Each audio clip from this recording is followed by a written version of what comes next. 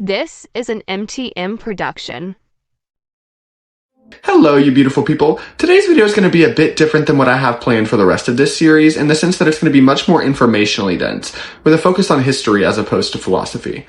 But with that out of the way, roll the intro.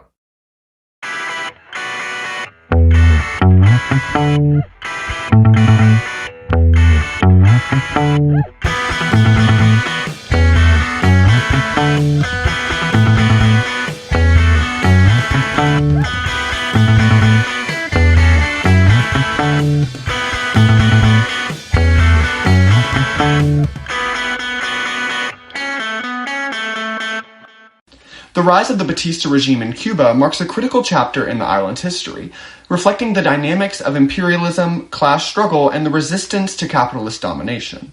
Fulgencio Batista's ascent to power, first as a military figure in the 1930s and later as a dictator in the 1950s, really highlights the intersection of U.S. imperialism and domestic socioeconomic tensions. In order to understand the rise of Batista, it's important to examine the broader context of U.S. imperialism in Cuba. Following the Spanish-American War in 1898, Cuba became a de facto colony of the United States. The 1901 Platt Amendment allowed the U.S. to intervene militarily in Cuban affairs and maintain control over its economy, particularly its lucrative sugar industry. Cuba's independence was nominal. Its economy and politics were dominated by U.S. interest, writes historian Luis Pérez in Cuba Between Reform and Revolution. By the early 20th century, U.S. corporations owned approximately 70% of Cuba's arable land, and the country's economy was deeply tied to American markets.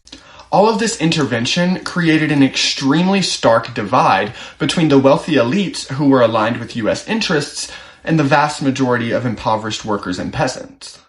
Batista first entered the political scene in the wake of the 1933 Cuban Revolution, which overthrew the corrupt administration of Gerardo Mercado.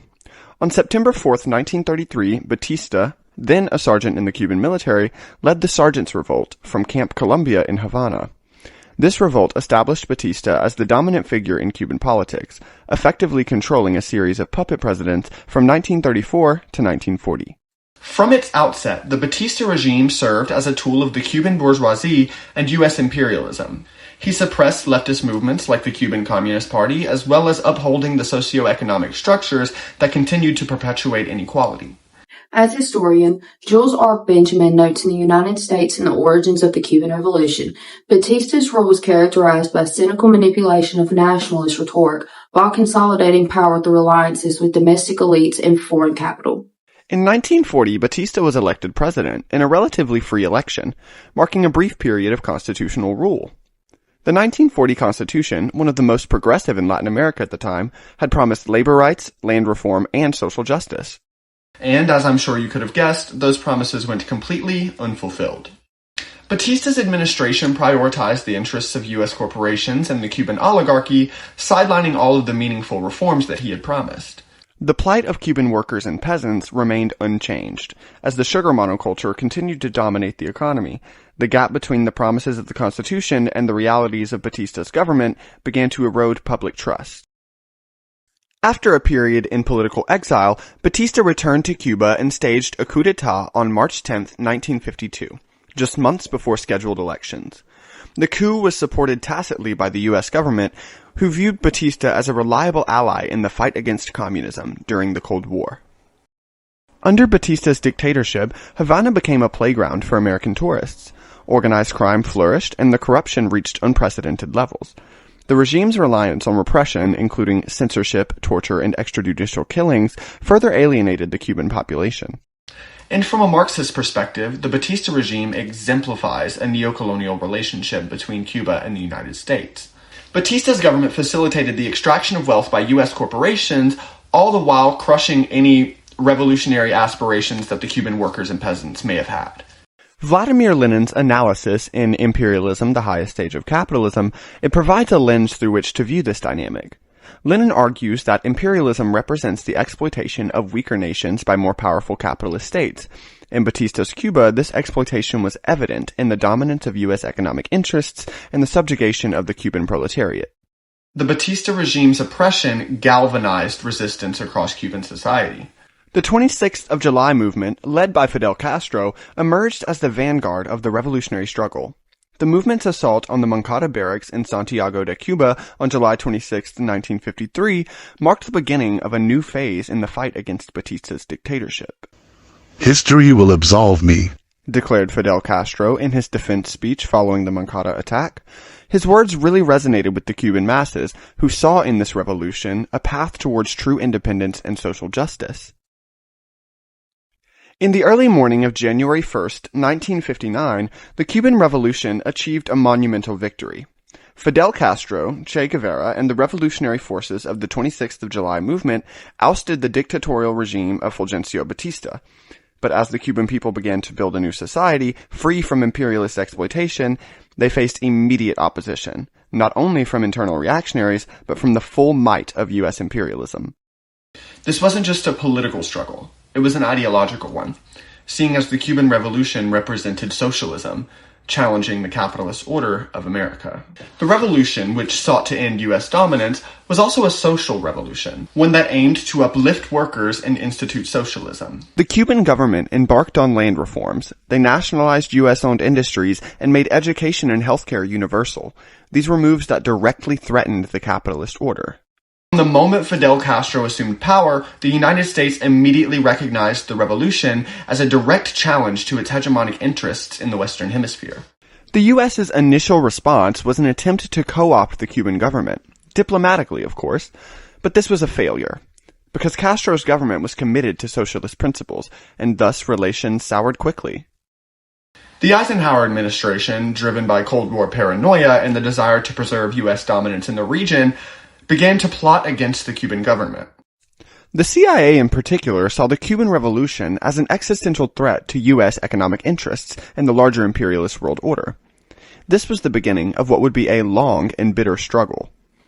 The CIA's involvement began with economic warfare, cutting off trade, imposing sanctions, and organizing the famous Cuban trade embargo that would continue for decades. But economic sanctions were only one front of the battle. Covert operations began, and the CIA's fingerprints were all over them. In 1960, the CIA began preparing for a military invasion, a plan that would later culminate into the Bay of Pigs disaster. The invasion, which saw a CIA-backed force of Cuban exiles attempt to overthrow Castro, was intended to smash the revolution once and for all, but the Cuban people stood firm. In reference to Karl Marx, Fidel Castro famously declared that the Cuban people have nothing to lose but their chains.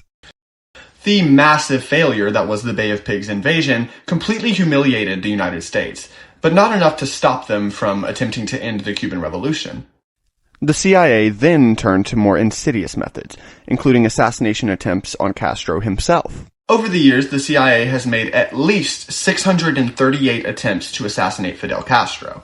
These attempts ranged from bomb plots to poisonings to even using mafia contacts to carry out the attack. The most recent of these attempts was in the year 2000. The U.S. government's paranoia about the success of the Cuban Revolution was palpable. Che Guevara, in his fight for international revolution, understood that the struggle was not just about Cuba. It was about the global balance of power. This love for the oppressed was what made Cuba's revolution so dangerous in the eyes of imperialist powers.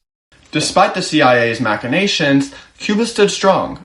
Fidel Castro, the Cuban people, and the socialist government not only survived the Bay of Pigs, but flourished. The Cuban Revolution became a beacon for anti-imperialist movements across Latin America and the world. The revolution's resilience in the face of external aggression demonstrated the power of socialist unity. And despite the many, and I mean many, attempts to sabotage Cuba's economy, they continued to achieve great successes in areas like education and healthcare.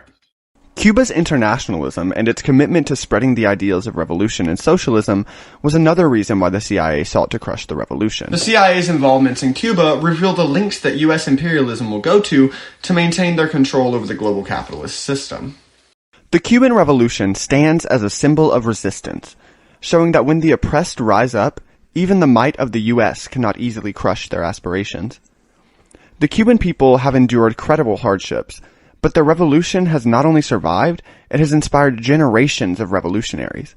The struggle for socialism continues, and Cuba remains a beacon of hope for those who believe in a world free from imperialist exploitation.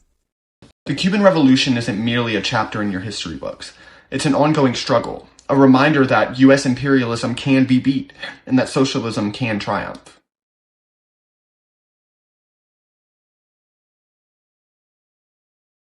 Alrighty, that's going to be it for today's video. My name is Deacon Stockman, and thank you so much for watching. If you liked the video, make sure to like and subscribe, and if not, comment and let us know why.